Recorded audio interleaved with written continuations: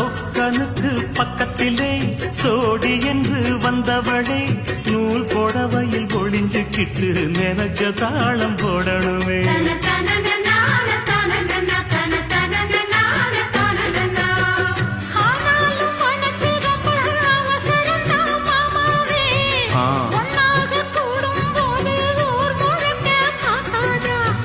பார்த்தாலும் தவறு இல்ல பனியுறங்கும் ரோசாவே உன்னால சொத்த வச்ச மூக்குலதான் வைக்காதா.